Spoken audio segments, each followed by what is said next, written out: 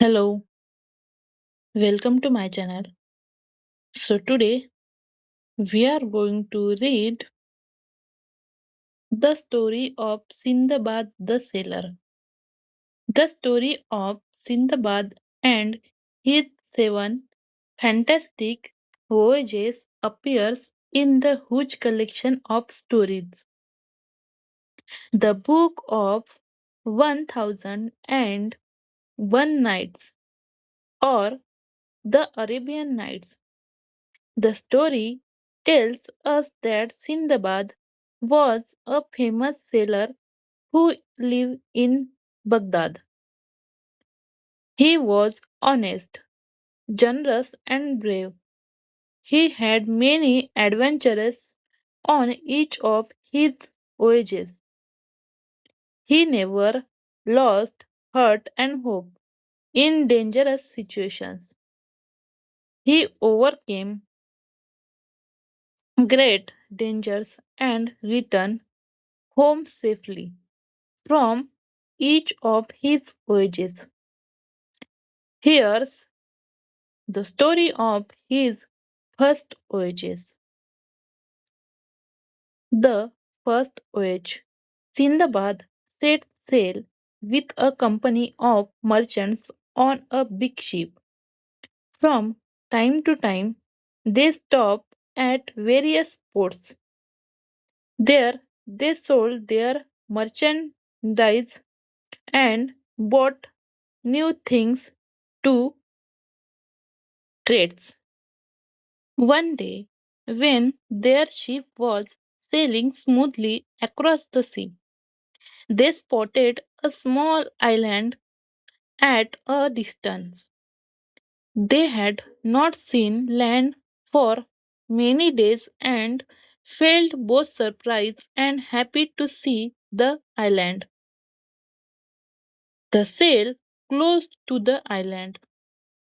The captain of the ship allowed them to go there for a picnic. Everyone was excited. On the island, they strolled around, sang, and danced. Some people began to wash clothes, some lit fires to cook meals. Soon, a breeze sprang up. The fires began to blaze. Suddenly, the land began to shake and move. With a shock, the picnic party realized that the island was not an island at all. They were on the back of a huge sea monster and it had started moving. People began to scream. They left their pots and pans, their clothes, both washed and unwashed, and rushed back to the ship. The captain ordered his men to set sail immediately in order to move away from the monster. The sea monster plunged deep into the sea. Many of the people managed to climb aboard the ship, but many sank into the sea with the so called island. Sindbad alone did not drown in the sea, but he could not reach the ship. He saw it sailing far, far away. He was now at the mercy of the waves, being tossed here and there. He clung to a piece of wood and somehow managed to keep afloat. He spent the night alone at sea. When the next day dawned down, Sindbad was happy to see that he had floated near an island, a real big island. He could see hills and woods and trees at a distance. Though he was extremely tired, he swam to the shore with all the strength that he could muster. Exhausted and hungry, he lay on the sand for some time. Then again he made an effort and began to walk inland toward the shady fruit trees that he could see at a distance. Luckily, this was the time when the king of that island sent his horses to the seashore with the grooms.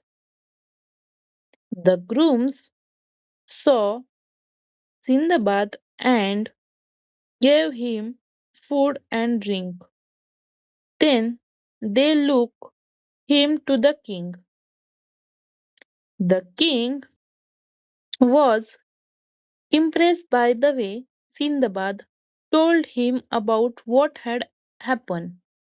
He asked Sindbad to stay with him and work as an officer of the king at the port.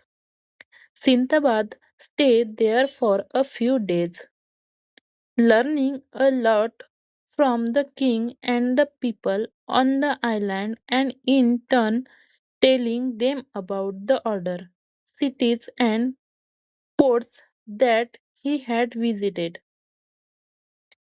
At the port, Sindbad often made inquiries about any ships coming from or going to Baghdad, but no such ship ever came to the port. Then one day a ship arrived at the island with a lot of merchandise. Sindbad was at the quay when the cargo from that ship was being unloaded. He was surprised to see that his own name was marked on some of the boxes. Then he went to see the captain of the ship. At first, the captain could not believe that it was the same Sindbad that they had seen drowning in the sea. But when Sindbad spoke to him face to face, he recognized him. He was overjoyed to see Sindbad alive. He away him back all his merchandise from the goods that he thus got back. Sindbad presented the most valuable items to the king of the island, saying, "Please accept this, Your Majesty. You have been very kind and very generous to me." The king was pleased. He too gave Sindbad many valuable gifts when Sindbad left the island with the merchant ship. If you want to know what happened to Sindbad afterwards, you have to read the rest of the story of his fantastic voyages.